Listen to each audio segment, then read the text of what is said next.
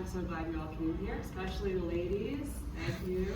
It's great to see you guys. So my name is Rebecca. I am sort of an expert in fan studies. Similar to Skip, I care a lot about what the fans think of Bob and how his legacy is going to continue. And my speech today is a lot about critics and criticism, so it's a really good flow from one speech to another. Every Dylan fan has, at some point, had to defend Bob to friends, strangers, and enemies. As the community of fans have intimately connected with each other in the digital age, it can be baffling for us to be reminded what other people think of our favorite artists. But of course, it's been well documented that Bob Dylan has critics. I mean, even before his first musical controversy, certain groups did not embrace Dylan's voice nor his politics. So, what did fans have to say when those politics changed? And what made people stay when his voice did too? With a career as varied as his, there are myriad reasons for people to not like him. But criticism, while sometimes unpleasant, can reveal a lot about the critic and the culture they live in. Likewise, a fandom's defense mechanisms reveal what they truly value about an artist. I believe the marriage of fandom and criticism is the key to Dylan's legacy continuing and prospering. The academic discipline of fan studies has some terms that describe the relationship and social dynamics of fandom. Bob Dylan is a producer, and fans engage in one of two ways: affirmationally and transformationally. In Towards a Theory of Appropriate Fandom, Mark Stewart describes these two. Affirmational fan practice is seen as restating the object of fandom, reifying the canon, and by extension, engaging in ways which privilege depth of knowledge and economic engagement. Transformational fan practice, conversely, is more commonly positioned within a productive space, the space of fan fiction, bidding, shipping, and slash. A space where the textual meaning sits in the hands of the fans rather than the producer. Affirmational is more often a male fan practice. It's more accepting of the canon, more economically productive, and therefore encouraged by producers in general through fanagement. Transformational is more female-coded and inherently questioning of the canon. This transformational space can be fraught and controversial. It is the more rebellious engagement. So how does this apply to Bob Dylan? To describe our engagement with him personally, it's like we're throwing our think pieces into a bottomless pit. Like, the guy doesn't care. If you ask Bob, the critics and the fans don't and can't matter. Though we know that criticism can sometimes spark creative magic, like One Cry of Judas comes to mind. I'll give you some examples of these fan practices using the iconic Dylan Goes Electric moments. The Cry of Judas fueled the legendary performance of Like a Rolling Stone. We can easily see this cause and effect of critic on artist. To cite this moment is affirmational of the Dylan canon.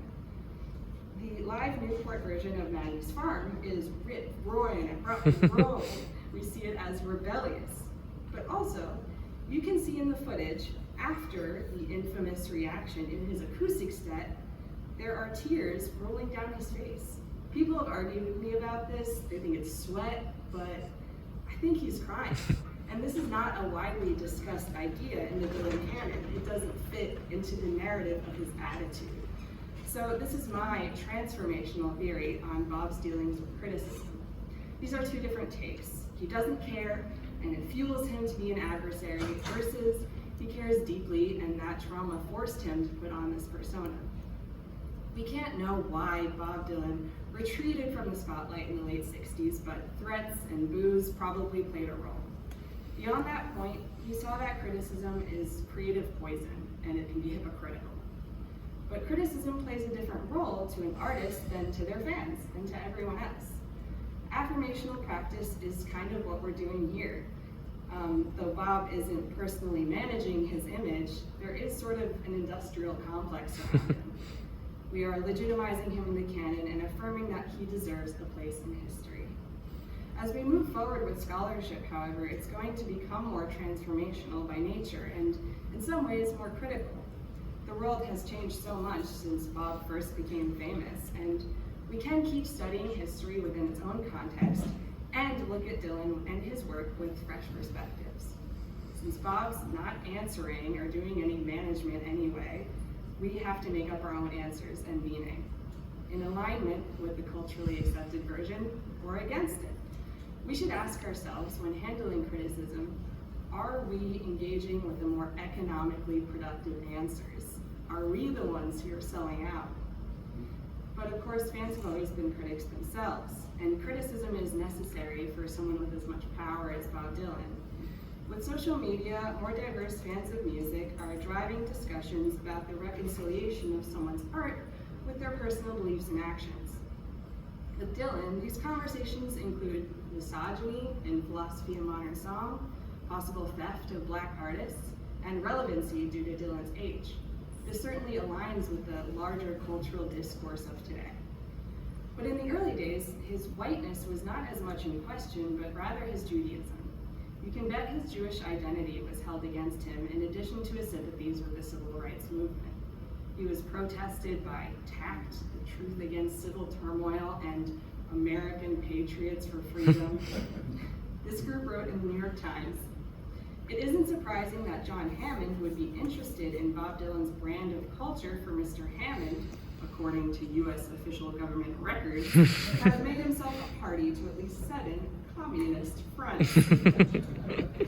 Though this is all obviously silly to us now, this critique of Dylan being too political manifested when he was barred from performing Talking John Birch Blues on the Ed Sullivan Show in 1963. Someone else's fear of critics directly affected Dylan's ability to convey his music to an audience, and that had to affect him. It's interesting how this cultural pushback goes from a young, commie Jew to now an old, irrelevant white man. Don't scoff too much at the latter, because many people who criticize today's young artists might have had the same idea back in 1965 towards Bob. This criticism of young people's music is equally as farcical as more biased reasons. It has nothing to do with the artist himself. In December 26, 1965, there was a letters to the editor section entirely on the debate on whether Dylan was a poet. It was in response to an article by Thomas Meehan about a young-old divide on the subject. College students had called Dylan, who was 24 at the time, their favorite contemporary American writer. One English professor from the University of Vermont responded, "Anyone who calls Dylan the greatest poet in the United States today has rocks in his head." That is such an irresponsible statement as to deserve no attention. Since his appeal, apparently, is to irresponsible teenagers, I can't take him seriously. I almost used that quote. Yeah, that's great. He says, "Dylan is for the birds and the bird brains." It's funny that the same discourse sort of popped back up again in 2016 around the Nobel Prize. It is interestingly on the other side of the young-old divide, or old and slightly less old. I don't think any young people really cared. But Scottish novelist Irvine Welsh said, "I'm a Dylan fan, but this is an ill-conceived nostalgia word wrenched from the rancid prostates of senile, gibbering hippies." This is the kind of criticism that clearly doesn't hold over large periods of time, no matter who it's addressed to. If you say something is only for young people, those people grow up. The fact that I'm here today shows that artists can transcend their own time and place. And interestingly, both of these examples are aimed at people who are fans of Dylan. They can be boiled down to one incredibly annoying and frustrating word: overrated. It means that something to someone is saturated in the culture past the point of its merit. And whatever merit Bob Dylan had when he was first at his peak, people have acted like it's been taken away at each consequential era. Bob Dylan is praised for his authenticity. And most of us know that doesn't mean he's always telling the truth. It means the emotional and musical truth is what gives him that merit in the first place. And to most of us, it doesn't go away no matter what genre he's adopting. But even our beloved scholars have criticized him in this way. Frail Marcus. For me, and Dylan says this himself too, somewhere I'm not locating at the moment, their marking point is John Wesley Harding, and every album after that, up until the Kinship albums, Good As I've Been to You, World Gone Wrong, and Time Out of Mind, is some kind of mistake, a put-up job, a disguise you can see right through, a lie. And this guy's the keynote. He's good at changing his mind. Yeah, right. As I cannot find the source of that Bob sentiment, I'm classifying this claim by Mr. Marcus as transformational fan practice. Just as Dylan once blindly called the shot of his Nobel Prize in Hearts of Fire. One critic did this amazing call out in 1988. The words have become less clear, says Jerome Rodnitsky. Finally, Dylan, like Walt Whitman, might turn on his critics and declare, "Do I contradict myself? Very well, then I contradict myself. I am large, I contain multitudes." It's pretty incredible stuff, right? Like, we can find this amazing stuff in criticism, even when we disagree. And maybe Bob has listened, like, who knows? Criticism is constantly transforming its image of Bob, and we are always trying to keep up with it to combat that criticism. The issues people have with Bob's music have consistencies across the eras, though become louder depending on the cultural moment in general. His voice, for one, was probably more palatable at the initial burst of rock and roll when culture was radically new, and artists with unconventional voices had more of a place. Introducing to young people a smart cutie with a rebel streak made his vocals matter less. Also, people read more back then. But as more and more people discover him and time goes on, culture prefers more polished sounding music and the criticism grows. It must have eventually reached Bob, for he says, I'm not going to do an impression, this is my artistic interpretation. Critics say I can't sing, I croak, sound like a frog. Why don't critics say the same thing about Tom Waits? Critics say my voice is sharp, that I have no voice. Why don't they say these things about Leonard Cohen? Why do I get special treatment? Critics say I can't carry a tune and I talk my way through a song. Really? I've never heard that said about Lou Reed. Why does he get to go scot-free? Because, Bob, everyone hates the popular girl.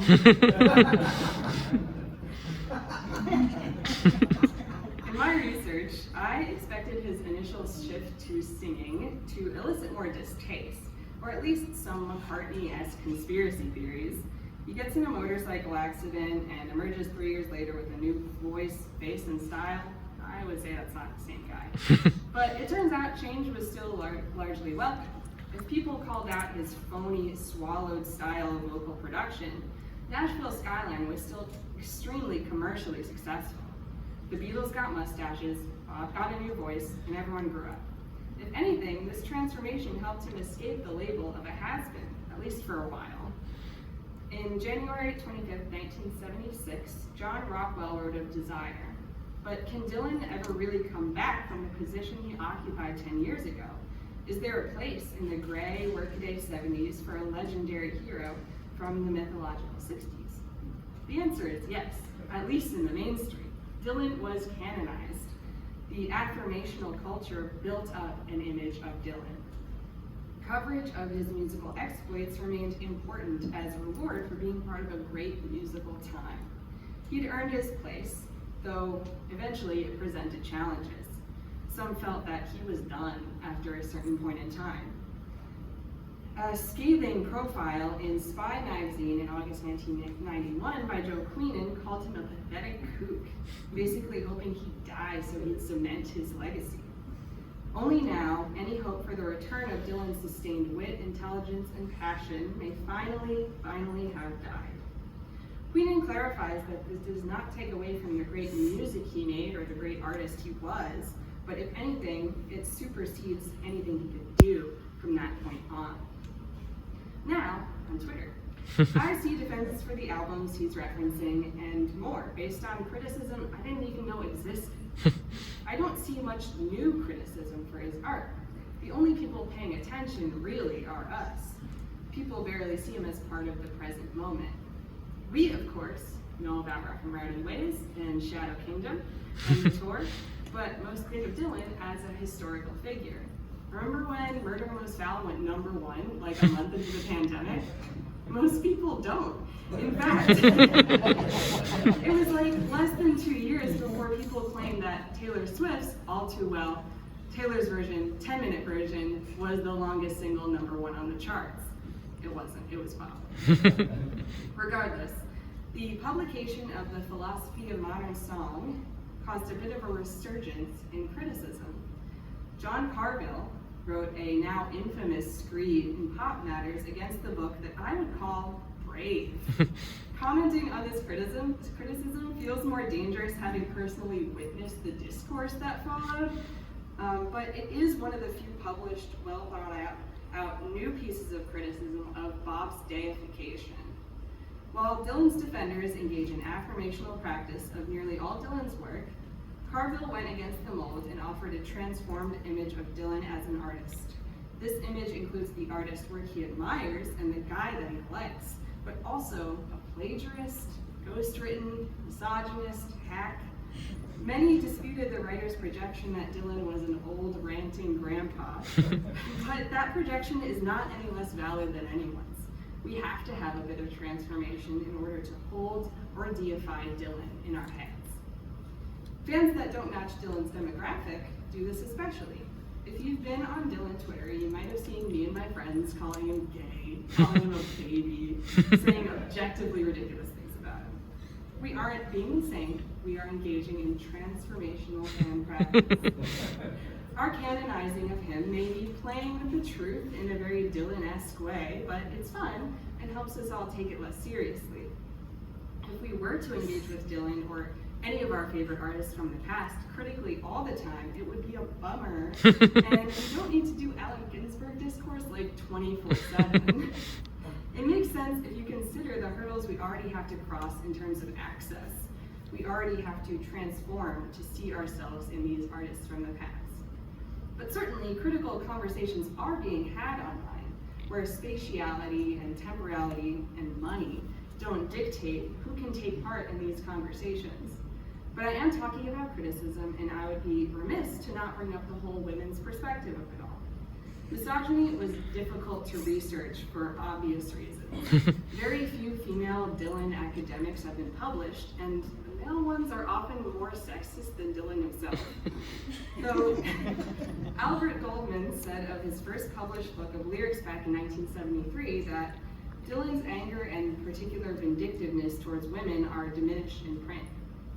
Laurie Stone printed just this year, Bob Dylan has never imagined the effect of his lyrics on a woman, or else, the words would not be so sneering. And he would give us a picture of the woman and not just her effect on him. Bob doesn't address women, he writes to men about women. I would argue that Bob does give us pictures of women. Otherwise, how would we know that their jelly faces all sneeze? Both of these responses go back to Dylan's attitude being a huge part of the accepted narrative. They include extra projections about what a man with attitude could mean, in some cases a brutish misogynist. This is the way the affirmational canon elicits more criticism because of its shape, and who has been allowed to create that narrative. A different perspective on women's response to Bob Dylan is from Mark Beaumont in 2011. In his negative article about Dylan's legacy, he mentions that all his past girlfriends have tried to convert him to Dylan. This is at the heart of most Dylan criticism today. It's us. It comes down to us. Our fandom is loud and ubiquitous. We're the ones overrating him, pushing people away from the demand of liking him. We are annoying. The upcoming film, A Complete Unknown, starring Timothée Chalamet, is garnering some anticipatory criticism, a fair bit of apprehension, rightfully so. But regardless of its quality as a film, it will undoubtedly draw more young people into the Dylan fandom. This will create a new transformational fandom if I know anything about Timothée Chalamet and his fans. There are already Bob fan edits out there and headcanons, but some are created by yours truly, but it is mostly limited to my friends in Bob Nation. A certain following is expected, at least for the movie, and I anticipate a new set of critical criteria. When this happens, I ask you to engage with this criticism with an open mind about what fandom can be. Being a fan is supposed to be fun, and criticism can be equally as fun if you treat it right. Affirmational fandom has been the norm for a long time,